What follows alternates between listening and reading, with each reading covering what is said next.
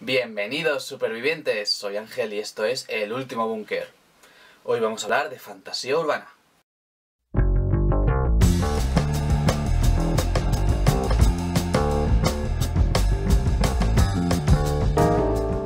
Aquí estamos yo y mi fiel libreta, que no sé cuántos vídeos va a aguantar, también os digo.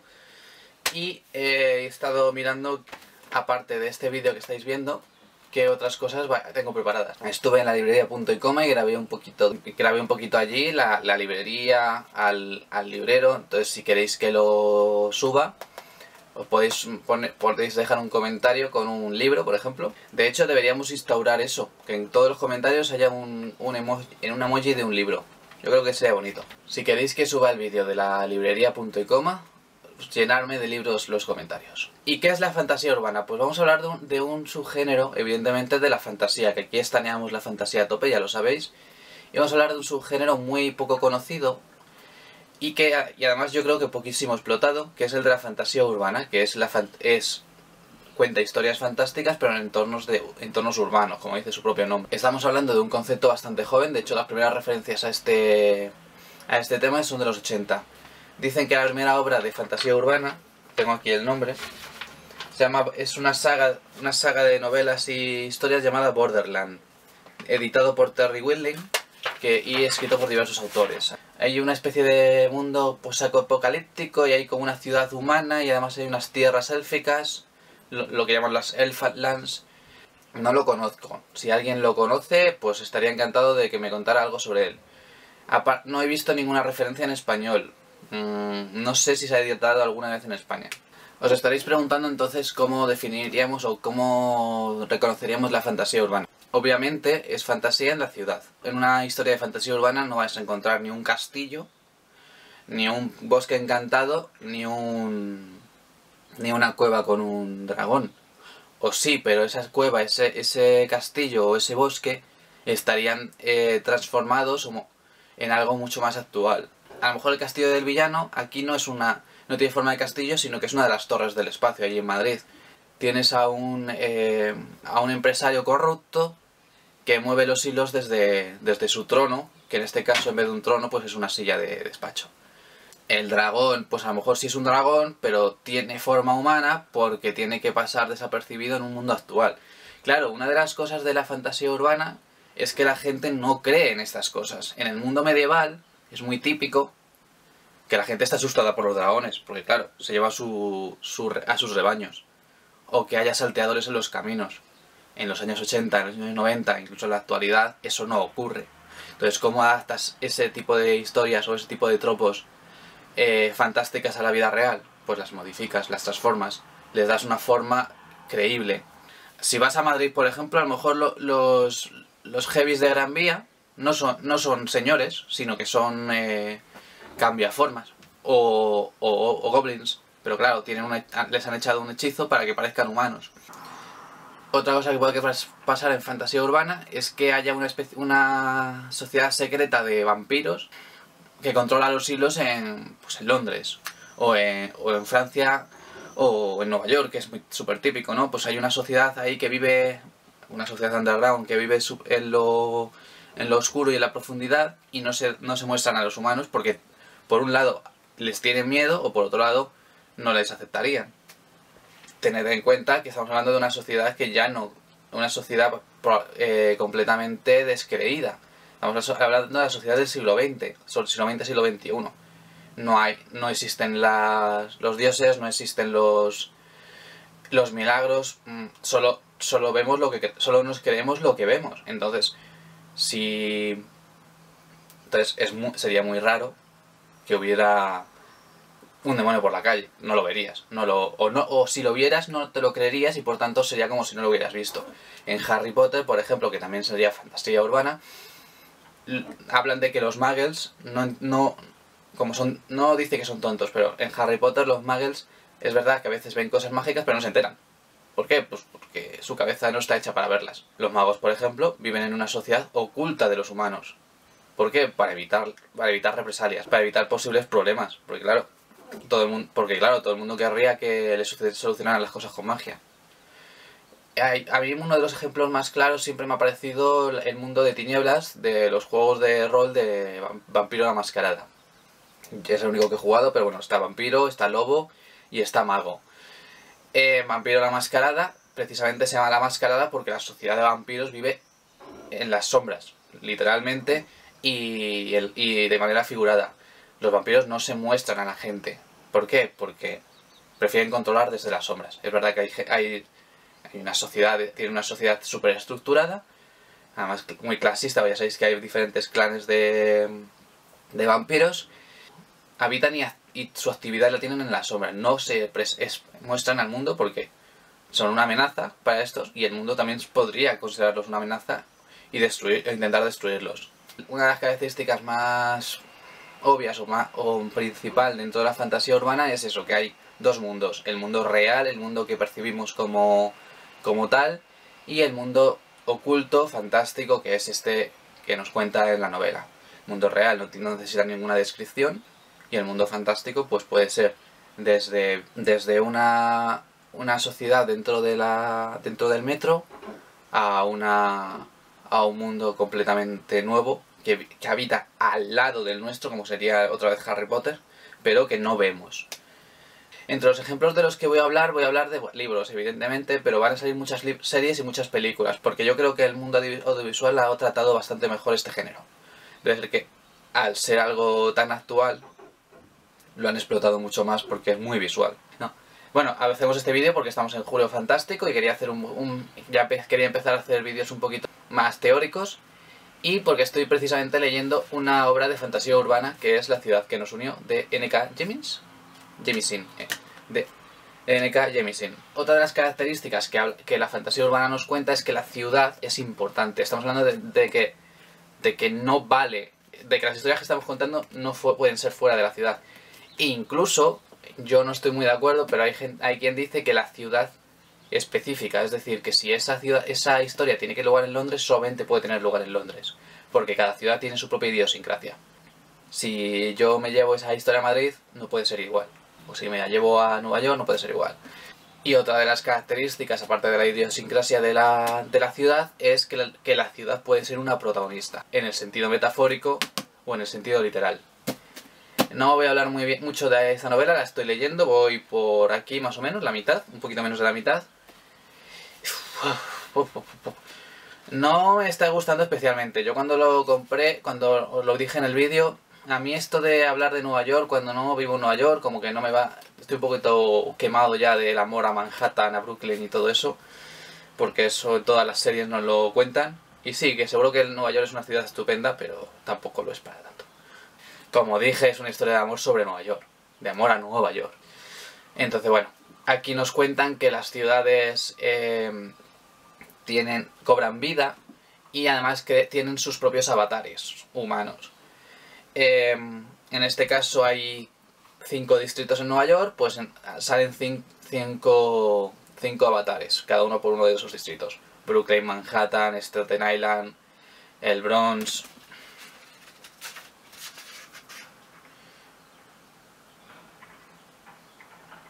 Queens y Long Island.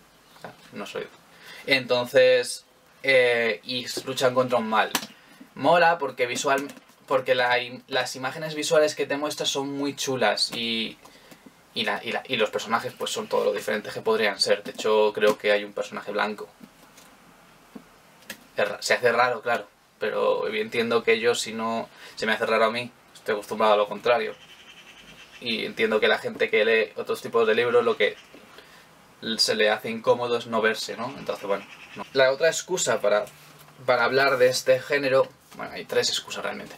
La otra excusa para hablar de este género es que me ha llegado a casa ya por fin el paquete del crowdfunding de la saga Parabellum. Este es el primer libro, El dios asesinado en el servicio de caballeros, de Sergio Morán, y que editó en su momento Fantastic. Es una historia de fantasía urbana de una investigadora privada que pues, se dedica a casos de temas paranormales. Sinopsis. Se investigan poltergeists, criaturas mitológicas, conjuros celtas y pactos con el diablo. Espionaje astral, herencias de casas encantadas, especialidad en seguimiento de amantes vampiro y orcos morosos. Neutralizamos dragones de tamaño medio. Resolvemos tu propio asesinato. Licencia de armas para balas de plata. Barcelona y alrededores. Se habla inglés y élfico. Abstenerse bromistas y demonios del caos. Bueno, esa es la sinopsis, que además lo tiene como si fuera un anuncio un anuncio por palabras en el periódico. Yo esta novela la leí hace bastante tiempo. Os voy a contar un secreto. La leí en el móvil piratilla. Y cuando Sergio hizo el crowdfunding dije, ah, joder, es mi oportunidad para tenerlos. Y bueno. Madre mía, pesa, el peso de la culpa. Bueno, pues tengo aquí toda la saga. Los muertos no pagan IVA, que es la segunda parte, que ya autoeditó Sergio. Y el nuevo se vende alma por no poder atender. Este no tiene el anuncio, qué pena. Hizo un crowdfunding que lo petó. No sé si he conseguido como 2 o 3 veces lo que necesitaba. Siguió metiendo recompensas y al final se quedaba sin recompensas. Al final todo. También incluye el crowdfunding, incluía este libro-juego inspirado en el personaje y en su mundo. Estas pedazo de cartas del tarot súper chulas, que no se van a ver. Las historias típicas en la fantasía suelen ser aventuras o grandes guerras contra el mal, luchas de poder, fantasía, grandes caballeros, dragones. Y en la fantasía urbana suelen tirar por temas pues muy actuales. Las drogas, la corrupción, la problemática de la pobreza, suelen ser porque esas cosas. Y les pueden dar hasta un razonamiento mágico. Pues las drogas, en vez de ser LSD o éxtasis, pues es sangre de elfo, por ejemplo, o boñigas de troll, no sé, no se me ocurre, no soy experto en drogas. También es muy típico, y por eso venía a hablar del dios asesinado, es muy típico que sean historias de misterio, o por lo menos que cojan los tropos de las historias de detectives. En este caso es una detective que se encarga de lo paranormal. En el caso de Harry Dresden, que es una saga de libros de Jim Butcher, aunque también hay cómics y creo que hay una serie por ahí, es un brujo que encuentras en el listín telefónico al que puedes contratar. Constantine, por ejemplo, aunque tiene a lo mejor más de fantasía oscura, es un exorcista en el mundo actual. Uno de mis autores favoritos y que tuve el placer de conocer en un segundo solamente, pero bueno, es Neil Gaiman. Neverwhere es un ejemplo muy bueno de fantasía urbana. Este es el cómic basado en la novela. La novela no la tengo, eso tengo que solucionarlo, por supuesto. Pero esta es la adaptación a cómic, que por cierto me tengo que leer para el Julio Fantástico, que hizo Mike Carey y Glenn Fabry. Hay un mundo debajo de Londres, que no figura en los planos, ni en los mapas de alcantarillado. Es un mundo aparte regido por leyes propias en el que solo se accede a través de laberintos, pasajes ocultos y puertas secretas. El joven Richard Mayhew irrumpe en él de forma accidental, ayudando a una extraña mujer a la que encuentra herida en plena calle. Desde ese instante su vida no volverá a ser la misma. De hecho, Neverwhere para mí es un must, un básico. Y da igual, te guste lo que te guste, Neverwhere es una de las mejores novelas que he leído. Otro ejemplo muy obvio es Buffy Cazavampiros. Lo tengo en DVD, pero bueno, tengo todo este cómic, que es lo que llaman la temporada 8, que fue cuando ya la serie la cancelaron. Madre mía, 7 temporadas duró, y Firefly solo 1. En el que, bueno, lo bueno del cómic es que pueden ser mucho más exagerados que en la serie, claro. No hay tanto límite. Y, bueno, Buffy era una cazadora de vampiros en los años 90-2000. Ella iba al colegio, era animadora y bueno, se dedicaba en su tiempo libre a cazar vampiros y iba a decir una burrada. A cazar vampiros y a enamorarse de otros vampiros. Otra serie, por ejemplo, sería Embrujadas. Las 3 hermanas Halliwell viven en el mundo actual. Tanto la original como el remake. Sabrina, la actual y la original, también sería fantasía urbana. Hay un ejemplo bastante claro que me gusta mucho, que es Trollhunters. Es una serie de Netflix de Guillermo del Toro que habla de un cazador de trolls humano que vive en un pueblecito, en este caso no es nacional, pero vive en un pueblecito actual, y escondido está el mercado troll, que es donde habitan los trolls, evidentemente. Entonces es fantasía urbana clara. Además el caballero con armadura, espada, magia, y la historia va de cómo ese mundo troll y ese mundo humano intentan separarse, o intentan no juntarse. ¿Qué ocurre? Que se juntan esos mundos. Entonces ahí es cuando sucede el conflicto. Una de las características obvias de la fantasía urbana es que hay seres fantásticos. Tienes hadas, vampiros, hombres lobo, hechiceros, trolls, brujas... Me he repetido. Cambiaformas, todo tipo de seres que se salen de lo normal, que pueden convivir o estar ocultos. Otra serie que es, cambiando además totalmente de tercio, es El Diablero. Es una serie mexicana, que está también en Netflix, que es de un exorcista de demonios. Una cosa curiosa para que veáis y que está bastante entretenida. También tenéis Wynonna Earp, en la que una descendiente de Wyatt Earp, el famoso pistolero, vuelve a su pueblo, en el que hay unos demonios que están atados a ese mundo porque en su momento Wyatt les condenó al infierno. O la magia es a través de la pistola de Wynonna, que es un revólver pues, que puede mandar a estos renacidos al infierno de vuelta, que es donde merecen estar, porque eran personas malvadas, pues asesinos, violadores, salteadores. Wyatt Earp era un sheriff y les mató, pero ahora por una maldición pues han regresado. Suele confundirse la fantasía urbana, con el romance paranormal. No son lo mismo, no tienen nada que ver. La fantasía urbana es, como decimos, una aventura fantástica dentro de un entorno actual y urbano. El romance paranormal, que es un subgénero del juvenil que está muy en boga ahora, Crepúsculo, las crónicas vampíricas, centrarse tanto en la historia romántica como en el caso de Crepúsculo lo expulsaría en parte de la fantasía urbana, pero realmente es una fantasía urbana en el sentido de que es fantasía en el mundo actual. Sin embargo, eso podríamos decir, bueno, pues Cazadores de Sombras tampoco. Cazadores de Sombras también tiene mucha importancia la historia romántica, tiene muchas otras características de la fantasía urbana. Tiene una sociedad secreta, la protagonista Claire tiene un pie a ambos lados, tiene un pie en el mundo humano y otro pie en el mundo mágico. Y esa es una característica importante de la fantasía urbana. Siempre los protagonistas muchas veces son de origen humano o creen ellos ser humanos, pero tienen una parte de su familia o algo hace que se metan en este mundo que nadie más conoce. En el caso de Claire, pues ella es una semi-humana. Buffy, por ejemplo, va al colegio, pero a la vez sabe que existe esa sociedad de vampiros y la tiene que destruir. Sabrina, literal, también va al colegio, pero luego es bruja. Y bueno, Claire, como os digo, se encuentra a los cazadores de sombras cuando se va a bailar a una discoteca. Entonces, los protagonistas suelen tener un pie en ambos lados. Estamos pensando en una ciudad en el siglo XX, pero en principio no hace falta que sea la sociedad actual. Aunque sea una sociedad industrializada, es decir, que ya no es medieval, valdría. ¿Podría haber una sociedad victoriana y ser fantasía urbana? Pues a lo mejor. Habría que ver qué otras características de la fantasía urbana cumplen. Pero también podría ser una sociedad en el futuro como es Borderland, que no es en el presente. Un ejemplo también muy bueno, volvemos a Neil Gaiman, es American Gods. Uy, no se ve. Lo tengo forradito. Es American Gods en edición de bolsillo que tengo. Mira, esto yo no lo hago nunca porque no me gusta, pero lo tenéis ahí firmado por Neil Gaiman, que estuvo en la Feria del Libro hace unos años.